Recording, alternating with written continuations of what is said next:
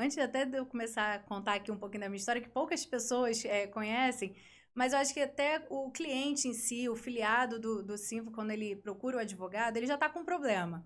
Se ele encontrar uma pessoa que tá mal-humorada, que não consegue, ele já vai ter 2 problemas e não vai conseguir resolver o problema dele. Então, eu sempre levo isso comigo. A gente tem sempre que agradar ao próximo para a gente começar a resolver.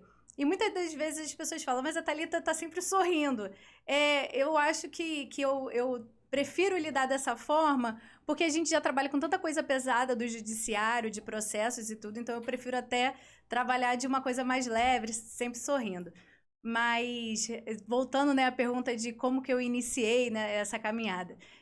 Para quem não sabe, eu sou iguaçuana, sou de Nova Iguaçu. Cria de Nova Iguaçu. Cria de Nova Iguaçu, nascida e criada, estou lá, residente até hoje. Não saí da terrinha, continuo lá.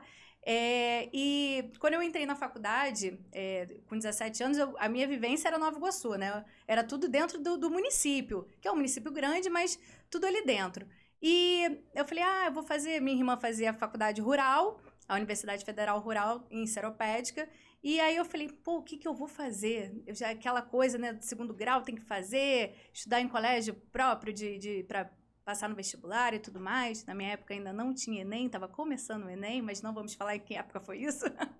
E aí eu falei, não, vou botar 2º semestre em Seropédica, aquela coisa. E por fim, estava em greve em Seropédica, né, a rural. E aí se eu fosse, de fato, entrar na rural, eu teria que sim, ficar quase 2 anos em casa para começar a faculdade, porque estava em greve e tudo mais. E aí, na época, o meu avô, que hoje já é falecido, ele sempre falava, mas você tem tudo para ser advogada, você deveria fazer direito. Na época, o vestibular da rural, eu coloquei economia, então, assim, não tinha muito a ver uma coisa com a outra. E aí eu falei, não, tudo bem, então vou fazer. Aí eu tentei conseguir uma bolsa numa faculdade particular, que é Estácio de Sá, fiz a faculdade e vim para o centro do Rio. E aí eu falei, caramba, meu primeiro baque é sair de Nova Iguaçu para o centro do Rio, para cursar o curso de Direito, né, uma faculdade completamente diferente da minha rotina e tudo mais. E aí eu já comecei a lidar com diversos transtornos, né? O transporte de Nova Iguaçu para o centro do Rio, principalmente naquela época, era bem ruim. A gente não tinha uma frequência de ônibus, o horário, até hoje isso acontece, né? Mas a supervia, atraso no trem, enfim. Eu já passei por diversas situações que eu já comecei a me incomodar com esse tipo de mobilidade urbana, por exemplo, da Baixada para o centro do Rio. E aí a gente já começa a perceber diversos outros fatores, como falta de segurança e tudo mais, tudo ao longo da faculdade. Eu entrei na faculdade com 17 anos. Então, eu não tinha muita vivência de como era a vida e tudo mais. E aí, de fato, eu entrei na faculdade assim, ó, e agora? Vai lá, se vira e resolve, né, os problemas.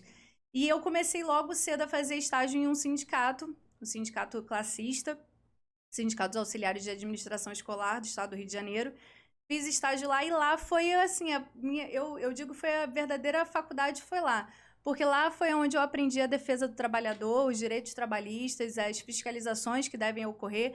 Percebi também muito que a lei existia e na prática não era aplicada e que, de fato, aí eu levanto a bandeira, sim, da existência e permanência dos sindicatos na fiscalização, porque sem as lutas sindicais, hoje, a maioria dos direitos a gente não teria, tanto que a gente vê hoje em dia esses direitos sendo instigados, porque, de fato, a gente teve essa reforma, né, trabalhista até para o sindicato não conseguir atuar. Daqui a pouco a gente vai falar sobre a reforma trabalhista, que perdas, né? Exato. Dos trabalhadores. Só perdas. E aí, de lá, eu percebi que eu falei, não, eu preciso atuar nessa área, eu estou me identificando aqui na defesa do trabalhador e tudo. E aí me formei logo, passei logo na OAB, graças a Deus, tudo rápido. E aí eu comecei, de fato, a advogar.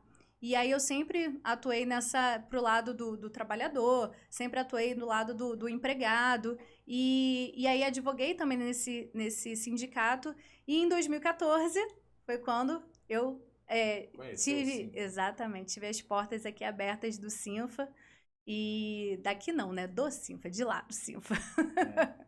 Mas já na época o senhor era o presidente, né, hoje está licenciado.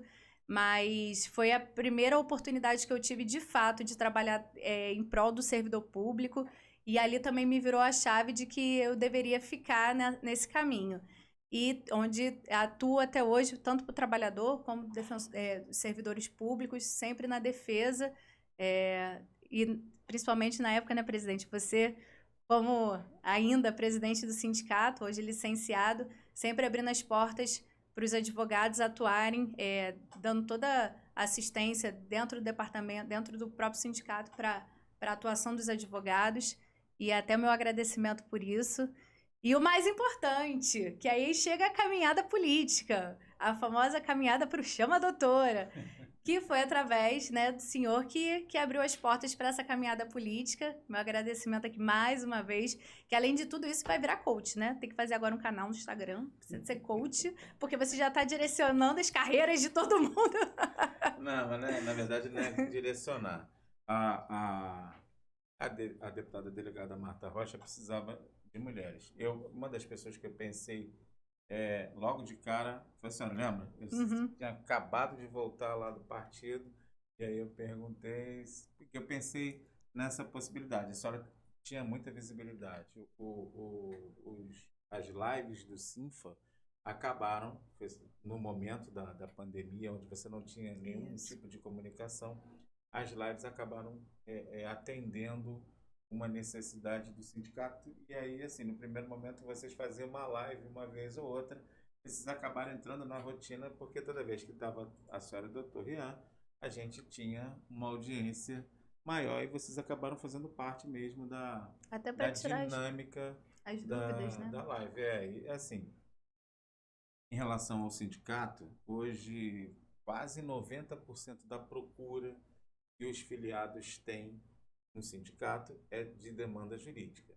Existem algumas outras demandas que o sindicato tem também, mas assim, em termos de representatividade política, as pessoas olham não da mesma forma como olha para a questão jurídica. Sim. Né? E o sindicato se apropria dessa procura, mas faz luta também.